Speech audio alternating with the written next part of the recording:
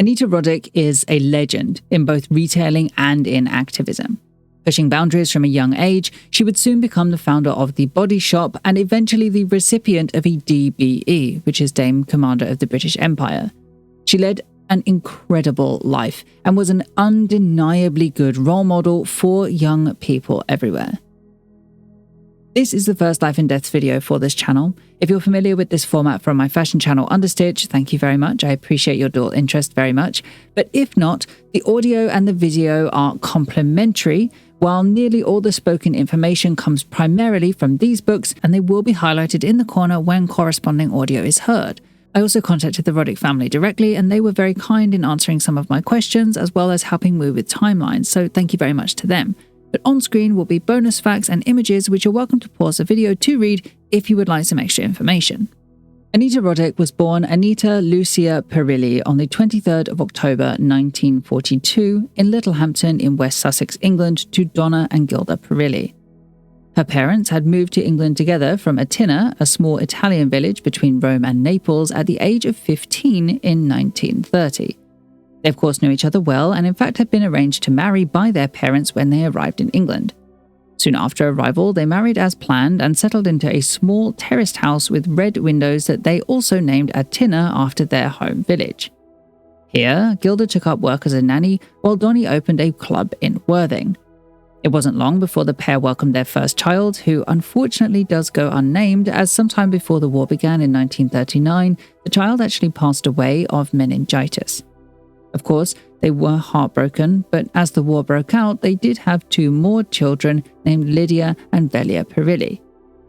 To support themselves during a period of great depravity, they shut the Worthing Club, and instead Donnie and Gilda decided to open a restaurant in a converted Methodist church directly across from Littlehampton train station, which they named the Clifton Cafe. It was situated between two others. On the left was the Station Cafe, which was owned by Donnie's cousin, and on the right, Dora's Cafe, which was owned by another member of the family. The Clifton Cafe was a 70 to 80 capacity restaurant run in a way that proudly reflected their immigrant status. They opened longer hours than the other businesses in the village and served anything that the local customer would like, which was anything with chips. But they still accustomed well to her family's louder than average demeanor and taste, selling garlic-heavy foods that were relatively new to an English audience. Furthermore, much like their neighbors, the Clifton Cafe was equally as family-run. Gilda was the chef, Anita's grandmother prepared the food for service, and seemingly it was Donnie that worked the front of house. It wasn't long before Anita was born in 1943, then after World War II ended in 1945 and a few further years passed, Anita's younger brother Bruno was also born, completing their local family. Their home life was simple, humble, and close. They were raised by the family instead of just by their parents, though she remembers her mother most fondly, as her mother would tell her fantastical stories of love and community, anecdotes and tales of far-flung places that made her yearn for exploration. By the age of 5, she enrolled in St. Catherine's Primary School, and though she thought little of her schooling, she managed to find her needed solace at home and in the restaurant, where as soon as Anita and siblings were old enough to help, they would be recruited, taking orders, cleaning tables, and washing dishes every day of the week. She remembers it bustling as one of the highlights of the city, and that it was well received with punters for their foosball table for entertainment and milkshakes as a specialty food. Yet, though the restaurant was often full, the family weren't rich by any means. They never took holidays or trips and were only permitted a visit to the cinema once a week. But they were more than happy nonetheless. However, by the time Anita was 9, it seemed that her parents' relationship was not to continue. In 1952, her parents made the then very brave decision to divorce so that her mother could marry the true love of her life, Donnie's cousin, Henry, who had just returned from America. Henry was quite unlike Donnie. Not in a negative way, but Henry was much more a patron of the arts. He enjoyed fine art, theatre and reading, which was a love he encouraged Anita to pursue also, introducing her to Eugene O'Neill and John Steinbeck. He was also a dab hand at marketing and understood the importance of theatricality, evidenced after Henry bought the Clifton Cafe from Donnie and soon, with his knowledge from the States, brought their restaurant a new era of popularity after transforming it into a British version of an American diner, complete with specialties like ice cream sundaes, Knickerbocker glories, a jukebox, and Coca-Cola, while providing uniforms for all the kids so that they could look equally the part. He even would provide Anita with comics and bubblegum from America for her to flog at school, something she managed to do rather successfully, as she claimed to her schoolmates that they were drip-fed to her from America to entice a more favourable deal for herself, despite knowing all the gum and the cards were already in England. So she very clearly had picked up on her family's affinity for business. They were exceptionally happy in this time. Anita was besotted with her new father in Henry, the business was raging, and Gilda finally had married the love of her life. But shockingly, within just 18 months of arriving in Littlehampton, right before Anita returned home from school, though fortunately her parents' friend ushered her away before she could see, Henry died of a tuberculosis-induced heart attack very suddenly at the very young age of 39, just in their garden at home. The death of her truest love turned tragedy affected Gilda greatly. Anita remembers her cleaning the house top to bottom over the next few days to deal with her anger and grief. She really struggled at this time and found it horrendously difficult to do anything, let alone to plan his funeral, all of which Anita saw firsthand, adding to her own enormous sense of loss.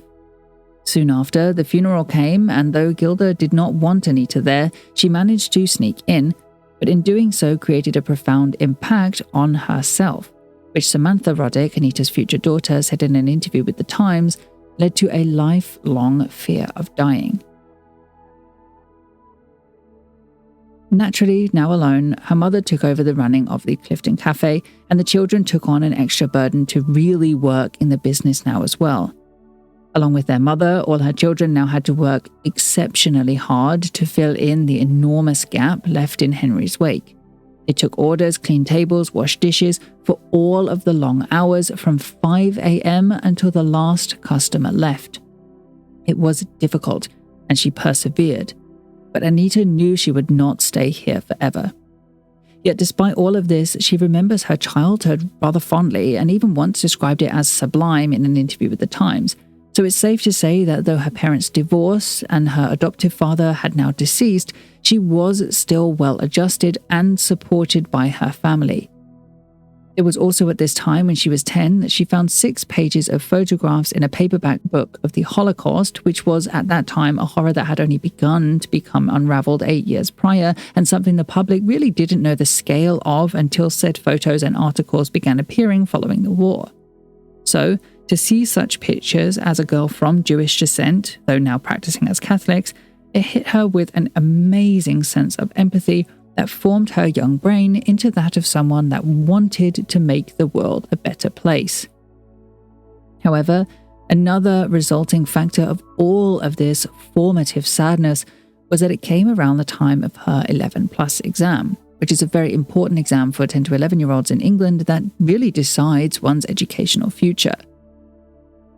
Unfortunately, she did fail the exam and instead was enrolled not at a grammar school but at Maud Allen Secondary Modern, another Catholic school in the area. But this time, one that she absolutely adored after one teacher awakened a love of learning in her that would completely stick to her forever, finding that she genuinely loved to learn in this environment and became truly enthusiastic about learning. And even another sister, named Sister Immaculata, also made a big impression on Anita's selflessness here as well, leading to her to give away her school uniform to another student who was from a particularly poor family, something her mother was initially rather displeased with, but of course secretly was very proud and remained retelling the story for the next several decades. Her mother was less enthusiastic about the school, however, as they weren't as progressive in their views as Gilda was. Regularly, Anita and her siblings were sent to school in trousers, only to be sent home by the nuns for not following the school uniform, only for their mother to return them, still dressed in trousers. Actually, specifically, it was the priest that Gilda disliked and seemed to have an ongoing rivalry with their first interaction recorded being after Henry had passed away, and the priest at their doorstep told Gilda very shortly after his death that he was lucky that he was being allowed a Catholic funeral, after which she threw a bucket of water over him. In fact, it's implied in her book Business as Usual that it was after that interaction that Gilda went out of her way to disturb the priest as much as she could, and she would even attempt to disrupt the Sunday service by rubbing the family's clothing hems in garlic to such an extent that it overpowered the smell of their incense. Fortunately, her mother's dislike of the school did not impact Anita's enjoyment of it, and she seemed to really enjoy her time as well as her social life here specifically, as when not working at the restaurant, she would frequent the local amusement park, went dancing at Top Hat, which is a local club, and enrolled in several social movements, including Shelter and Freedom for Hunger, Campaign for Nuclear Disarmament, Campaign for Freedom Against Hunger, amongst several many more protests. It was also during her teen years she discovered a love for drama, poetry, specifically by Walt Whitman, and acting in general. In fact, after imitating her idol James Dean in her school talent competition, performing a soliloquy that actually won her the competition, she decided that that should be her career path. Only then to have her mother and principal refuse her to go to her desired schools, which were either the Guildhall School of Music and Drama or the Central School of Speech and Drama, telling her that she simply didn't get good enough grades to go, which her teachers put down to her inability to focus. Instead, she settled on a teacher training course at the Newton Park College of Higher Education in Bath, where she took classes on art and design, which she was more than excited for as it facilitated more learning. It also facilitated her first move away from home, obviously to Bath, where she would stay at the university dorms in a huge Victorian-style manor. Here, she enjoyed sitting in the common room and reading all the books available in what then seemed like a great luxury, abject silence. Here, she read books on history, education, art, music, and drama, and it was here that she really developed her eye for details.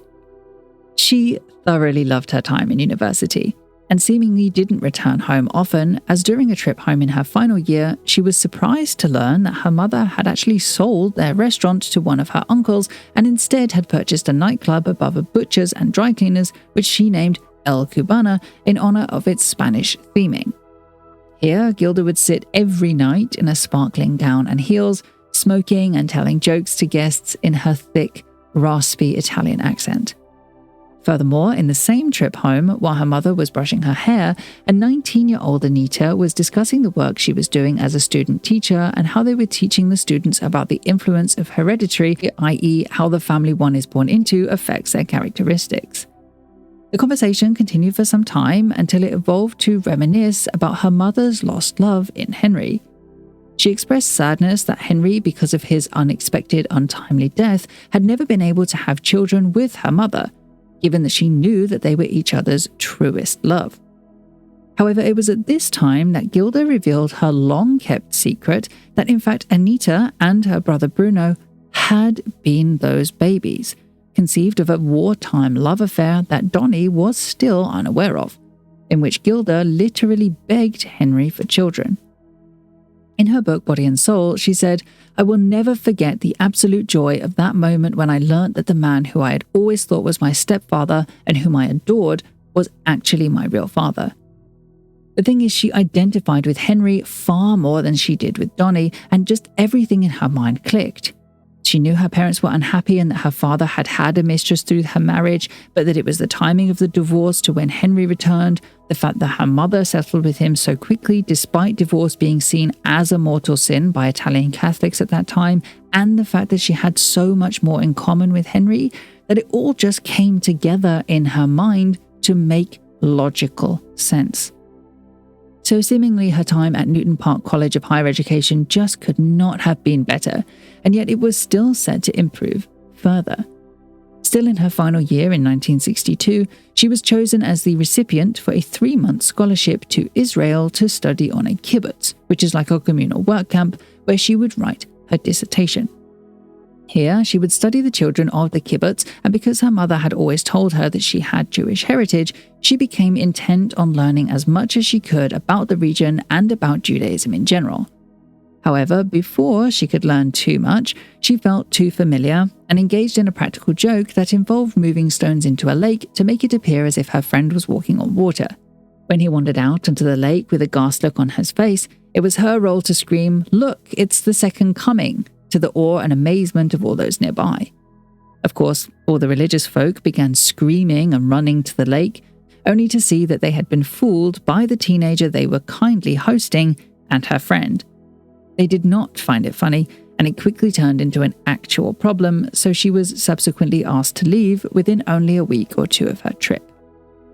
And yet, with the romanticized idea of Judaism in her head, she spent the next few months wandering around the area, only to return to England with the hopes of converting to Judaism.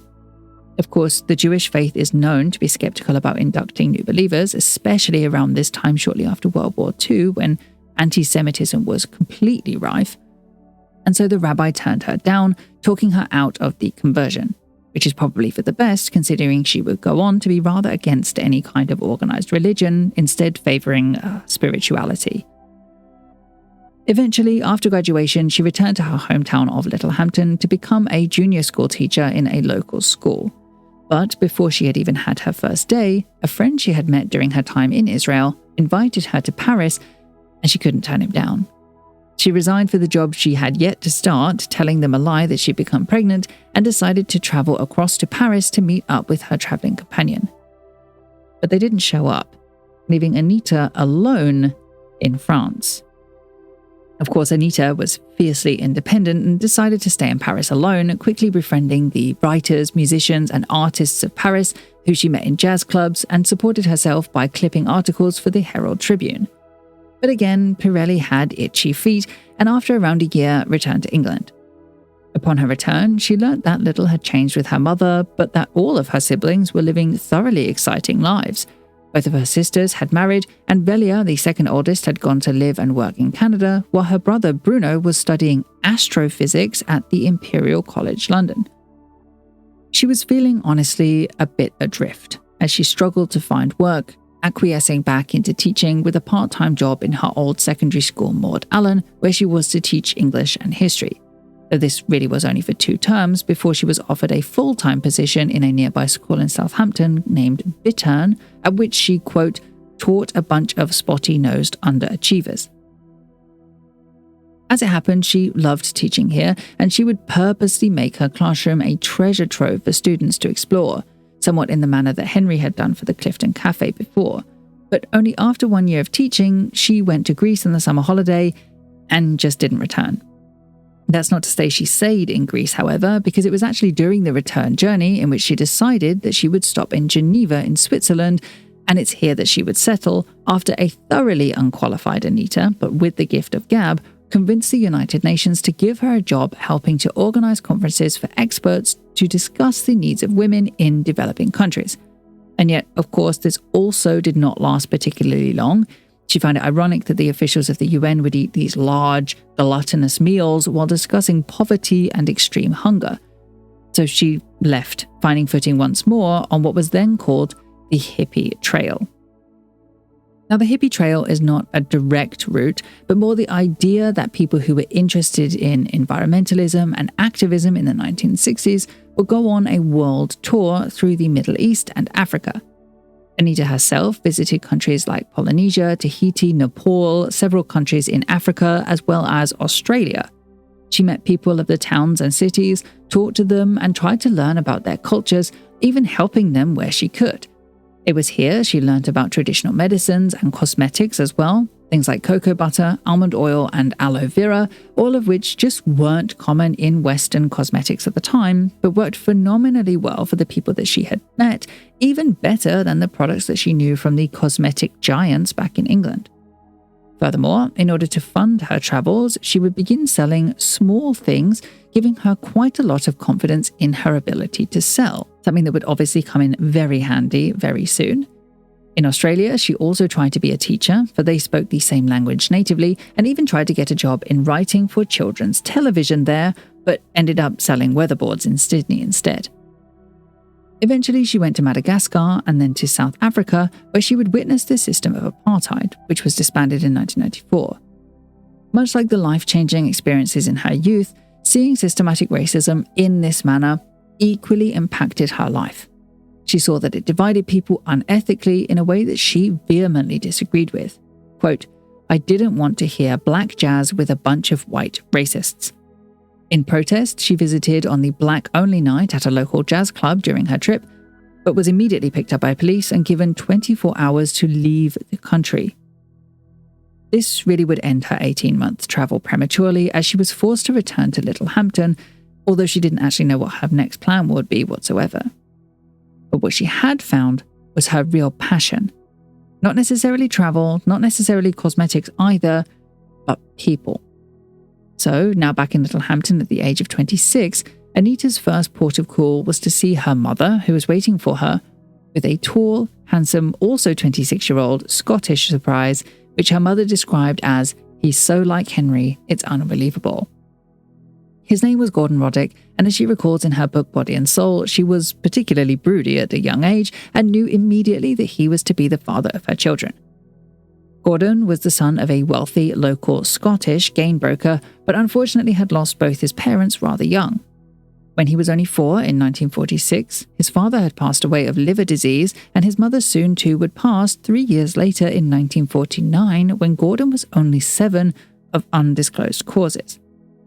It was as a result of this that Gordon was sent to a boarding school instead of a local school where he may have met Anita, while in the holidays he was made to visit aunts and uncles in other places. So as a result, though he was born a local chap, the pair never met in their local town. As you can tell, Gordon had a hard upbringing, but it made him very independent, leading to a happiness in solace which he expressed in traveling and in a love affair for writing poetry and short stories. Actually, it wasn't until he met Anita that Gordon had a similarly instant romantic reaction and knew that his life as he knew it was over. So, as you may be able to tell, while their attraction was immediate, the pair could not have been more different. While it's well recorded that Anita was scatty and energetic, Gordon was particularly quiet and observational. The only commonalities that they both seemed to share were firstly their vaguely left-wing and yet radical political beliefs, something Anita began marching for in 1965, and Gordon at a similar time for a Ban the Bombs march, with both volunteering for various charities over the years and being members of the CND, which is the Campaign for Nuclear Disarmament. And secondly, that they both thoroughly enjoyed travel, something afforded to Gordon because of the money that his parents had left him, while Anita adored to listen to his stories of travels, tin mining in Africa, canoeing down a river in the Amazon, and sheep farming in Australia.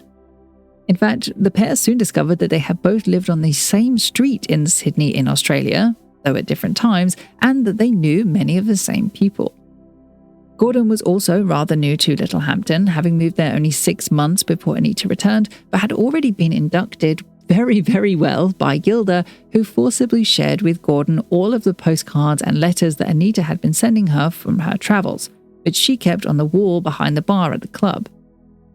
Within only 4 autumn days of meeting, the pair had moved in together into Gordon's rented flat.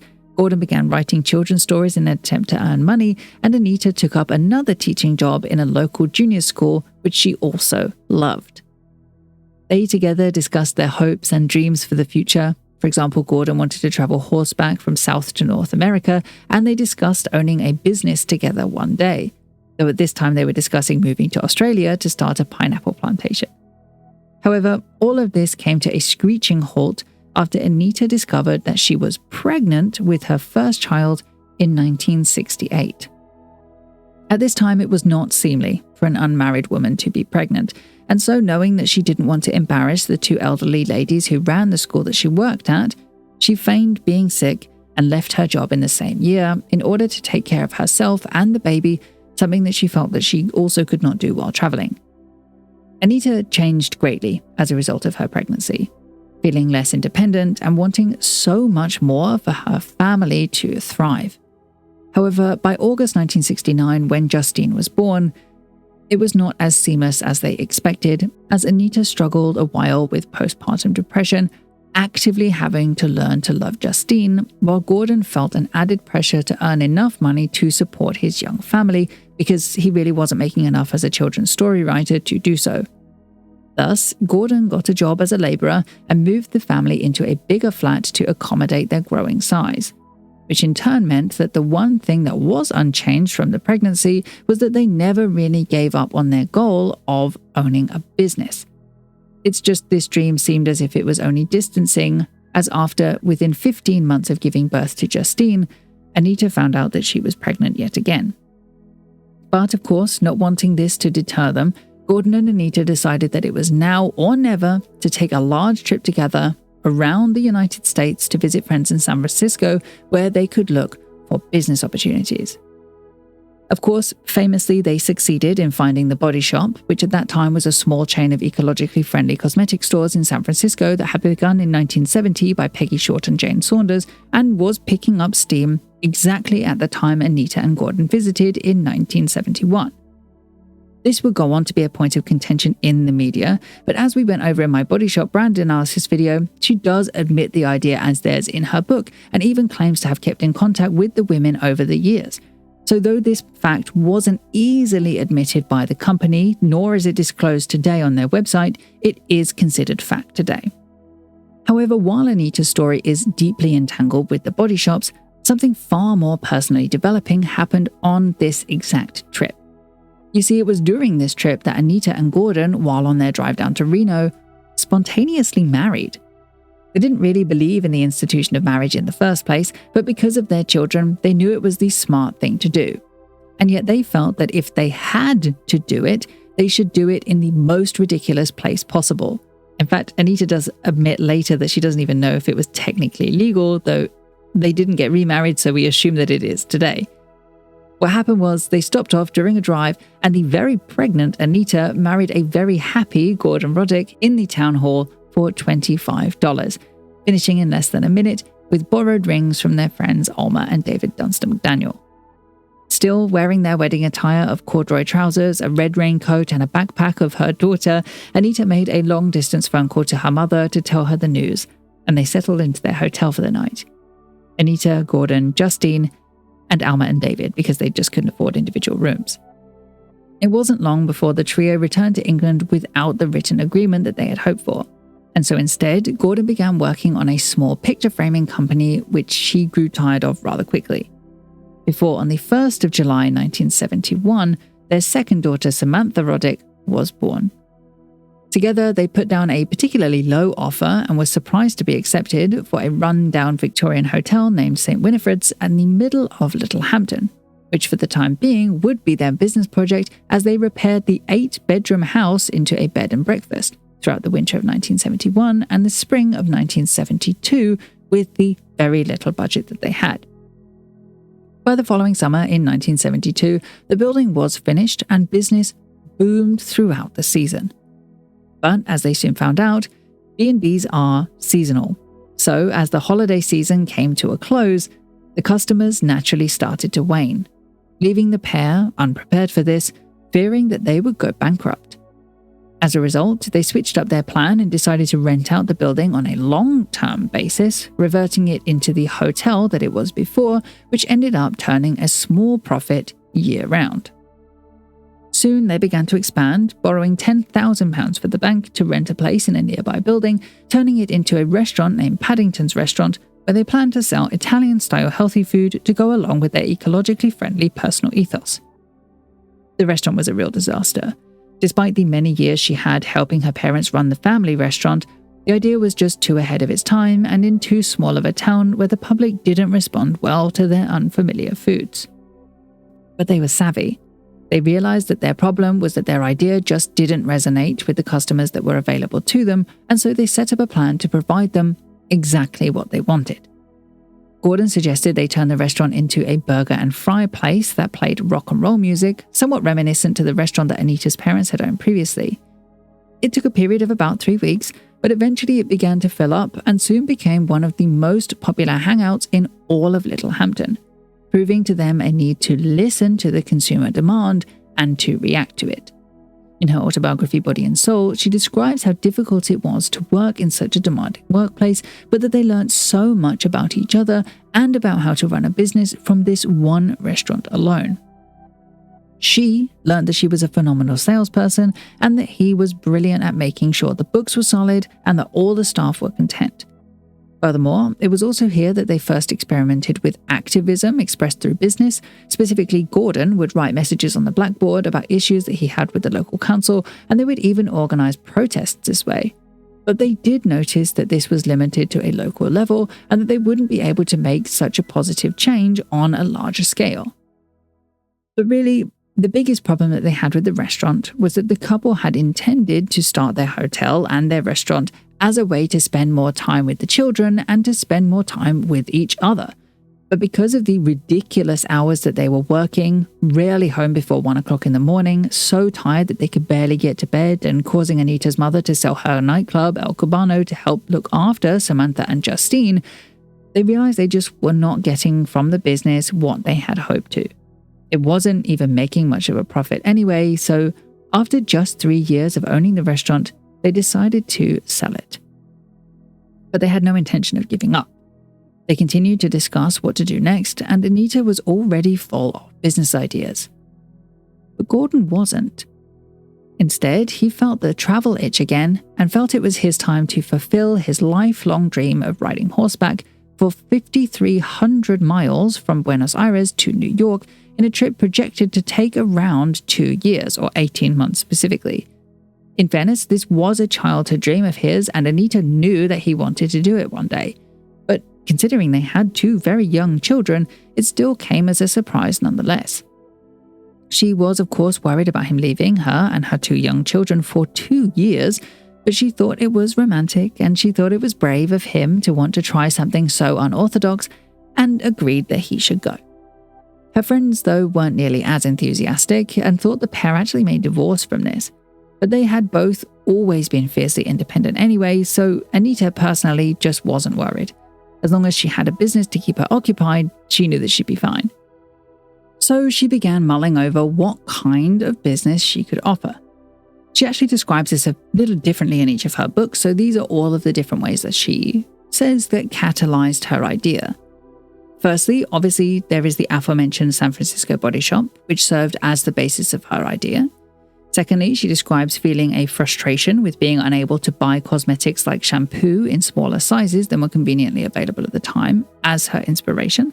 And thirdly, she also claims that she was inspired by all the women that she had met on her 18-month-long world tour, so the almond oil products, the aloe vera, the rasul mud from Africa, and the cocoa butter that the women of Tahiti showed her. Regardless, whatever the true inspiration, or if it was a combination of said inspirations, she was influenced by, she had decided in 1975 or early 1976 to open a lotion and bath product store made of natural ingredients that would sell in smaller refillable bottles, named The Body Shop. So she had a plan. She marched down to the bank along with her children in tow, dressed simply in jeans and a Bob Dylan t-shirt, and began regaling them with tales of the things that she had found in the world and how they would be able to benefit the women of England just as they had been able to help her and the other women that she had met. Another part of this was that she had also decided on Brighton as the first location after noticing it had more foot traffic and a more forward-thinking populace than her Littlehampton village, and she had had the logo designed for $25 just by a local artist. She talked and talked and talked, but the manager was completely unimpressed. She even offered them her hotel as collateral, and they still turned her down. Ready to give up, she returned home to Gordon, who helped her collect her ideas, bought her a suit, asked a friend to help them put together a business plan, and together they went back to the bank, this time very well prepared. Immediately their loan was approved, and Anita got to work on developing the natural products for her store just in her kitchen at home. She had, for some reason, convinced herself that because she used to teach history and knew where to look for information, and because she had read books on pharmacopoeia, grandmother's secrets, and kitchen cosmetics, that she could just produce everything for her shop herself. But she quickly found out that she was terrible at cosmetic chemistry and began calling cosmetic companies to find out if anyone was willing to help develop her products with her, at the time, rather unusual ingredients. Obviously, no one was willing to help her, so instead she found a young herbalist just through the phone book who agreed to help make 25 products to start the store, and she paid him £700 for the service.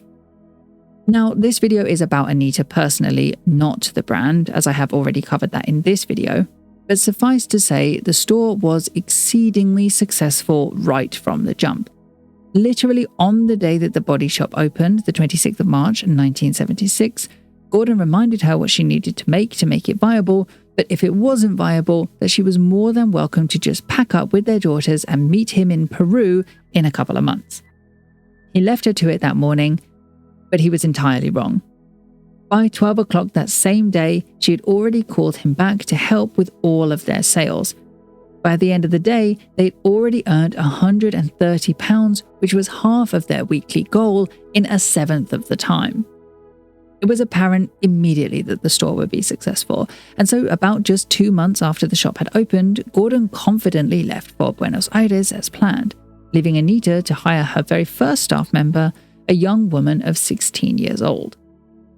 The store continued to be exceedingly successful over the next few months as she continued to innovate within the space. She managed to open a second store with the help of a man named Ian McGlynn, foolishly selling 50% of the entire business against her husband's opinion, who owned the half of the business in the process, and she even began working with a new herbalist named Mark Constantine, who you may know from the store Lush, who would go on to have a symbiotic growth with the Body Shop as he could provide her expertise while she could provide him, at the time, very much needed business. So her idea was phenomenally successful, and she found herself to be so busy with the running of the business that she didn't really miss Gordon as much as she thought that she would. Though it did have a very profound effect on Justine and Samantha, then 4 and 6 respectively. Particularly Justine, at 4 years old, had a really hard time with her father's absence. She was unsettled and stressed, and so to remedy this, her mum put up enormous maps on the kitchen walls with their father on a horse and mapped out his journey every day so that they could get an idea of where he was. However, while everything was going swimmingly for Anita, Gordon was not having as much fortune during his trip. After one of his horses had died in Bolivia, he was forced to return to England only 6 months into his 18-month journey. But even within that short time, he had missed so much since he had left.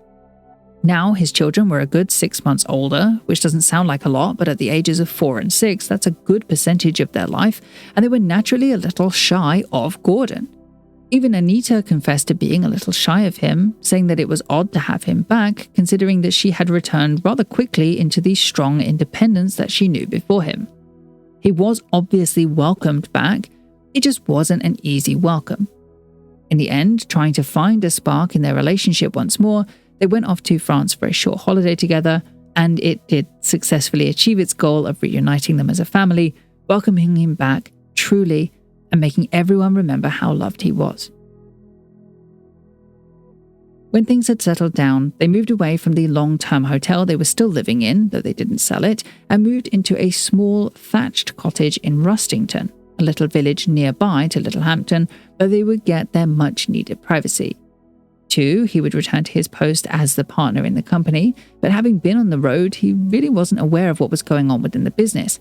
And when he returned and read all of the letters that Anita had been receiving, they realized that it would be a good idea to turn the company into a franchise, which is a business structure in which somebody who owns a building can buy the rights to the name, the color scheme, and the products and sell them on your behalf. The scheme was absolutely perfect, and because Roddick was uniquely careful with whom she would allow to fund one of her franchises, it ensured quality control between the stores and ensured each owner had the same activist belief system, growing a true sense of community within the Body Shop. Eventually, Anita became very wealthy from her venture. She finally had time to spend with her husband and her children outside of work, just as she had always dreamed, and her humanitarian perspective was being shared with thousands of people across the globe. Then, in 1984, when the company went public, this increased tenfold after the couple made $2 million personally in that day alone, which today is about $5.96 million. They went back to Littlehampton that evening, and though nothing in their life had really changed, they were always quite humble, it planted a seed in them in which they sat by the fire and started talking about what they could do in the future. Of course, they weren't the kind to just spend the money or retire, as people that didn't know them well may think. But instead, they discussed environmentally positive and charitable things that they could do with their new influx of money. This really began with the business, as I went over in the business analysis video, but it would also go on to fund more of their travels. She first went to Japan and then to India in 1987, where she expanded on the trade not aid concept. She established the International Boys Towns Orphanage, where they would make wooden massage rollers that were very famous at the time, though actually this project was shut down the following year after she discovered the people running the orphanage had kicked out the sponsored boys to pay local people less money for the same work, netting the difference. Instead, she then funded a similar, but this time successful venture in Tamil Nadu in India and regularly went to Nepal, where she set up paper-making trade to wrap products in. Then to Brazil, where she taught the Kayapa people how to produce Brazil nut oil, which could be sold for a higher price than just the whole nut, something she too would be willing to pay for on her quest to never stop looking for new ingredients to use in her products, which as a result led to the 90s craze for Brazil nuts. She also discovered a company called Cultural Survival through her friends Ben and Jerry, who produce ethical ice cream, who helped the Body Shop find other ethical products in the United States, and Healthcare Foundation with Richard Branson of Virgin that was specific in helping to fight AIDS by education by both handing out and selling condoms, which by the mid-1980s was a big deal, of course, because it was during the AIDS pandemic. In fact, she was unrelenting in her personal advocacy of many different charities. It didn't always go well. In fact, sometimes it went particularly badly, but she always tried to make the world a better place, using her company as the vessel for that. In 1989, she launched the Body Shop Foundation to put further finances into causes that she cared about. She was invited to speak at the UN in New York, launched a call center that employed specifically people living with disabilities. She worked in Romania for 3 weeks, showing the top 35 staff members the orphanages there. She received accolades from Princess Diana. In 1990, she set up another foundation with Ken Saro-Wiwa, the leader of the Ogoni people in Nigeria, this time for the movement of the survival of the Ogoni people, or Mossop, which you may know as it was the Ogoni people that found oil in their land. But after Ken Saro-Wiwa led a peaceful protest against the exploitation of the Nigerian people, primarily by Shell at this time, he was imprisoned, 4 of his chiefs were brutally executed, and he was also hanged in 1995. I'm truncating this, obviously, to show you the kinds of important activist work that she was doing by bringing these issues to the public attention, but she saved about 20 lives in this campaign alone. And she wasn't even done, because in 1997, she finally set up the Roddick Foundation to disperse her personal wealth by way of grants to anyone that needs it. The problem was that she now had shareholders in the Body Shop. And even before the death of Saro-Wiwa, it was clear that her efforts did not always manifest safely, obviously in the International Boys Towns Orphanage in India, as well as in the Kayapa people who had had to turn to mining and logging as a result of the Brazil nut craze of the 90s, which wasn't directly Anita's fault, but she was heavily tied to it because she ignored analysts' advice in her pursuit to help in the way that she saw fit. So now, her actions not only affected herself, the people that she was trying to help, but also the bottom line, which directly conflicted with the future security of her company. These trips and efforts were very well intended, yes, and sure, she personally could now live the life she always wanted. The money from going public allowed the company to do so much more good in the world. But the shareholders' primary interest was the money and the security of the company. So as the years rolled on, they became increasingly ill at ease with the way that she was running behind the business. They knew she needed to change. They knew she could not go on like this without secure financial planning. But Roddick didn't listen. Due to a rather horrific expansion plan in America that went nowhere near as well as planned, Roddick began to witness the fall of her company from the inside. You see, back when the expansion began in 1986, she knew that competition would be a real problem. But it ended up being far bigger than anticipated, as it was thanks to a rather ruthless expansion plan by Bath & Body Works that pretty much cut the Body Shop out of the industry in America. This resulted in less profits than was projected, disgruntled franchise owners, and generally a really difficult time expanding in the country. In fact, while her business was becoming increasingly difficult, her home life would be equally ravaged with pretty heavy ups and downs. In 1991, her mother Gilda was beginning to fade, and of course, Anita and Gilda, being so close all of her life, decided that it was between them to start preparing for her death and also for her funeral. Fortunately, her mother did recover and in fact did not die as they had been expecting, and instead, while her business continued to crash following a Channel 4 documentary that aimed to disprove the Body Shop's claims that it was animal testing free, her home life would become exponentially improved. You see, the following year in 1994, both of her daughters had moved away from home. Sam, I believe, had gone to Nepal at this point, I might be wrong about that, and Justine was also living alone, but traveling often to America to visit her then-girlfriend Tina Shileski. But it was in this year that Justine would give birth to a beautiful baby daughter named Maya, making Anita a grandmother. This unfortunately happened to coincide rather uncomfortably with the downfall of the Body Shop, as the media began to run stories that tried to prove the Body Shop was disingenuous in its philanthropic efforts, and it had a horrendous impact on the family in general. In Rod Allcraft's book, Justine is even quoted saying, "My parents were completely broken. They completely lost their sparkle. I got so upset for them." But this time of great juxtaposition was not yet over. In 1998, Justine had her second, a boy named Atticus, and Samantha had her first and I believe only child named Osha. In this time, Roddick had truly become a very controversial figure in media and cosmetics, and though outwardly she didn't care, she hated the toxic world of cosmetic retailing anyway, unfortunately for her, soon her personal life would also be dragged into public scrutiny after it was discovered that her husband had had an extramarital affair with a woman named Kelly Luckford. The media was truly unrelenting.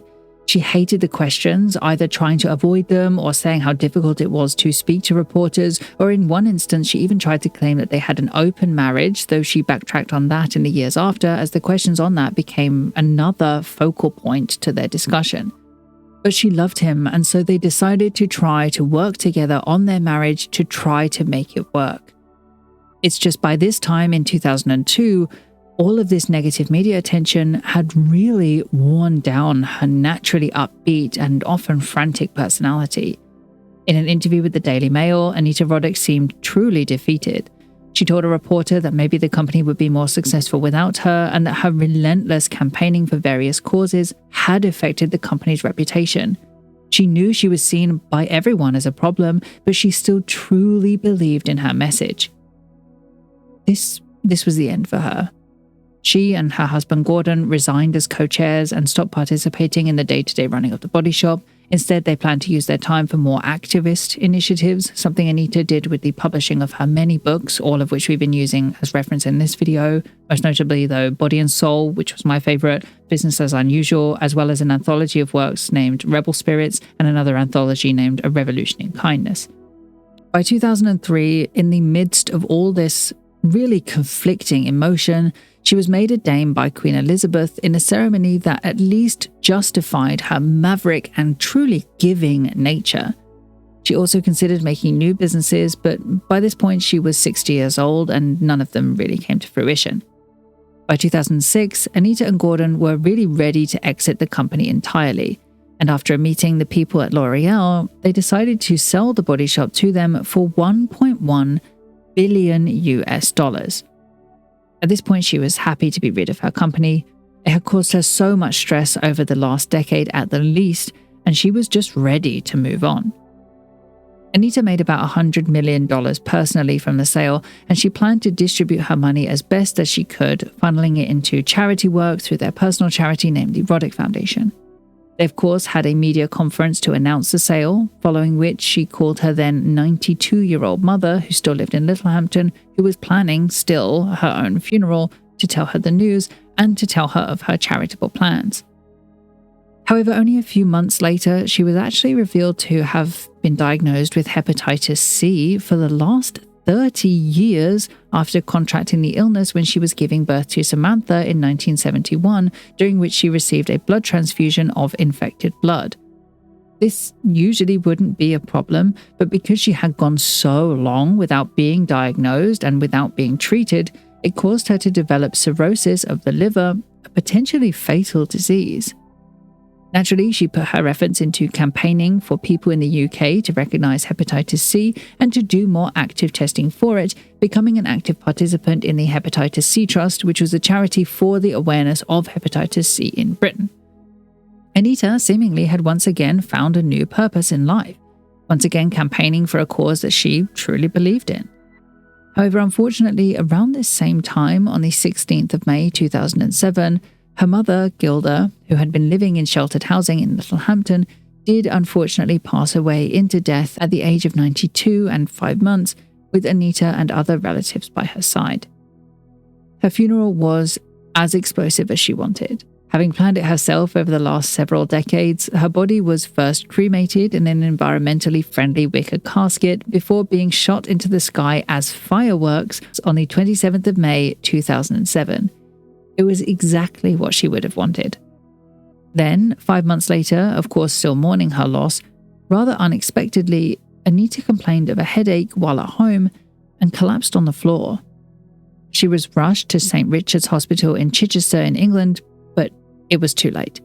They discovered that she had a brain tumour, and it was in fact this that had killed her at 6:30 p.m. on the 10th of September 2007. She was only 64 years old. Gordon was, of course, crushed, as was the greater public, who was shocked to hear of her sudden death. Even Tony Blair, then Prime Minister, made an announcement to thank her for her activism that began way before it was fashionable. It was announced that the entirety of Anita's remaining estate would go to charity in a move supported by both her daughters, who knew that they would be disinherited except for each of their trust funds, but supported their mother's decision as they knew how much philanthropy meant to her. As it happened, of the hundreds of millions that she had earned in her lifetime, in fact only about $1.3 million was left, having successfully distributed well before her death anyway. A few days later, her body was laid in a biodegradable coffin in a small private funeral, and she was cremated in a carbon-neutral way as guests were fed local lamb or vegan sandwiches. More than a month later, on October 23, 2007, a memorial was held in Central Hall in London's Parliament Square that was open to the public on what would have been her 65th birthday. Gordon, Samantha, and Justine, who had come over from California, where she now lived with her spouse, had planned the whole event with pictures of their mum and the many social causes that she believed in. Her favourite Walt Whitman poem, Leaves of Grass, was printed in large letters, and they even screened videos that Anita had filmed for the Body Shop years earlier. Thousands of people attended, and it ended with a march outside London's National Theatre, with people holding "I am an activist" placards and releasing 500 biodegradable balloons into the atmosphere. To quote Gordon that day, "Dying is commonplace. A life well lived is rare." Today, Anita is succeeded by her husband Gordon, who is still alive and well at 82 years old and still continues his activist, entrepreneurial, and philanthropic works. Justine now lives as a citizen of the United States since 2021 in California with Tina Shaleski, who she married in a civil union in California in 2000, daughter Maya and son Atticus. Both Justine and Tina are on the board of trustees at the Roddick Foundation, as is their sister Samantha Roddick, or Sam, who is still living in the UK with daughter Osha, having begun Coco de Mer, a lingerie company, in 2001 that sold in 2011. Now she continues in her activist works also. In regards to Anita's siblings Lydia, Velia and Bruno, there's no information whatsoever online or in books, but luckily for me, Justine Roddick answered my question here. She said, "Both Lydia and Bruno worked with the Body Shop for several years. Bruno later owned a couple of Body Shop franchises in the UK. Velia emigrated to Canada in the 70s and still lives there. All three are still alive and well." In fact, even before I knew this, just looking through their family's social medias, they all look as happy and as close-knit as Anita herself described the family was during her childhood. Thank you so much for watching this video. Like I said at the beginning, this was a first for this channel, but I do love making these videos, even if they do take significantly longer to make. So let me know if you would like to see more. I was thinking perhaps one on Serge Ludens, or maybe even Elizabeth Arden, just because I don't know much about her personally outside of her business. So let me know what you think, and thank you again for watching. For more videos about the business of beauty, please subscribe and hit the notification bell. For videos like this, but on fashion people, I have 2 more life and death videos on Understitch, my fashion channel, so I'll link the Alexander McQueen one here, and also a huge special thank you to my patrons over on Patreon, some of whose names are on the screen now. All content used in this video is done so in accordance with the principles of fair use. However, if you have any concerns, please contact me directly at contact@understitch.co.uk.